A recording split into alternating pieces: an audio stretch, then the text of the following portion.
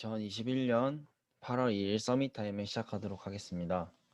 먼저 기도로 시작하도록 하겠습니다.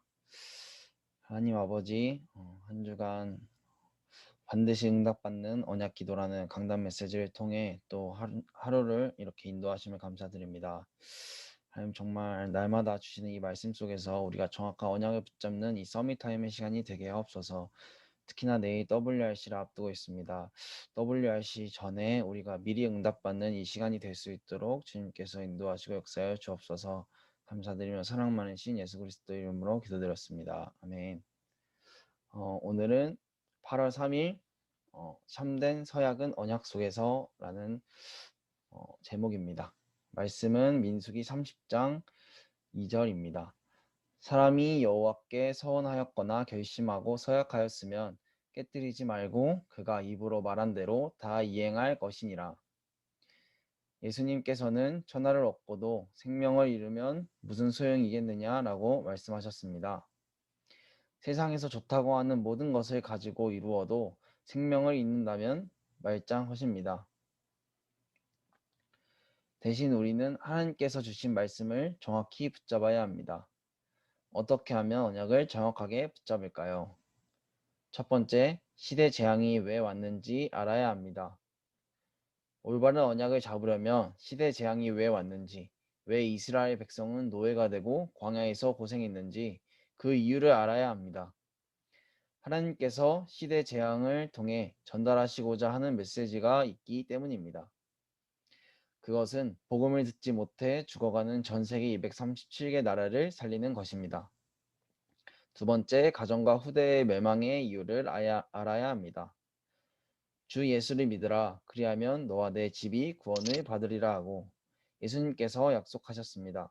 이것이 바로 치유의 역사입니다. 우리는 가정과 가문의 멸망을 막고 후대에게 가문의 영적 저주를 물려주지 않을 축복을 받았습니다.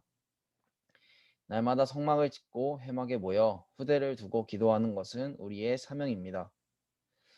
응답은 정확한 언약을 붙잡은 이후에 시작됩니다. 하나님께서는 보좌의 비밀 237, 치유, 서밋의 응답을 모두 합하여 응답하십니다. 우리는 오직 복음을 전하는 전도만 할 수 있기를 기도하면 됩니다. 옆에 깊은 질문, 참된 응답의 시작 읽어드리겠습니다. 정확한 언약을 붙잡을 때 참된 응답이 시작됩니다. 하나님께서 아브라함에게 주신 말씀을 묵상하며 나의 언약을 다시 확인해 봅시다. 롯이 아브라함을 떠난 후에 여호와께서 아브라함에게 이르시되 너는 눈을 들어 너 있는 곳에서 북쪽과 남쪽 그리고 동쪽과 서쪽을 바라보라. 보이는 땅을 내가 너와 내 자손에게 주리니 영원히 이르리라. 내가 내 자손의 땅에 티끌 같게 하리니 사람이 땅의 티끌을 능히 셀 수 있을진데 내 자손도 세리라. 너는 일어나 그 땅을 종과 횡으로 두루 다녀 보라. 내가 그것을 내게 주리라. 아멘. 오늘 메시지에서 어, 서원과 서약이라는 이제 메시지를 주셨는데 서원과 서약 이 말은 제가 국어사전에서 궁금해서 한번 찾아봤는데 서원이라는 말은 자기 마음속에 맹세하여 소원을 세운다는 뜻이고 또 서약이란 말은 맹세하고 약속한다는 뜻입니다. 사람은 사람의 아무리 약속을 하고 해도 사람은 순간 망각의 동물인지라 망각의 영인지라 영의 이제 육을 입은 사람인지라 다 잊게 되고 까먹게 됩니다. 하지만 하나님께서는 성경에서도 그랬고 단 한 번도 언약을 성취하시지 않은 적이 없었고 항상 말씀하신 대로 행하셨습니다. 여기서 서원과 서약은 하나님의 말씀이 나에게만 주시는 정확한 말씀으로 붙잡으라는 말입니다. 이때 반드시 보좌의 축복과 응답이 일어난다고 하셨습니다. 그리고 이것이 시작이라고 하셨습니다. 우리 대학부 랩런트들은 때로는 하나님은 전지전능하신데 왜 나는 어려울까? 왜 나는 잘 되어지지 않을까? 이런 고민을 할 때가 있을 수도 있습니다. 그러나 이것은 틀린 것이라고 하셨습니다. 왜냐하면 하나님의 말씀은 반드시 성취되었기 때문입니다. 우리가 어렵다고 느낀다면 우리는 다시 한번 이 언약의 말씀을 붙잡았는지 점검하는 시간이 필요합니다. 어떻게 하면 오늘 언약을 정확하게 붙잡을지 구체적으로 말씀해 주셨는데, 첫 번째, 시대 재앙이 왜 왔는지 알아야 한다고 하셨습니다.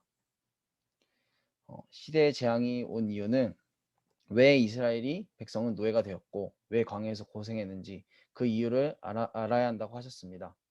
결국 하나님께서는 예수 그리스도를 통해서 복음을 회복하셨는데, 사람들은 그것을 이제 믿지 못하고 결국 복음이 회복되면 결국 그게 또 무뎌지게 되고, 또 언약 아닌 다른 것을 붙잡고 또 보이는 것에 불신하게 되고, 창세기 3장 6장 11장에 빠져 그 옛틀에 빠져 다시 또 재앙 속으로 들어가게 되고, 하지만 또 그 속에서 또 하나님께서는 복음 가진 소수를 통해 다시 또 복음을 회복하시고, 이게 반복이 되었습니다.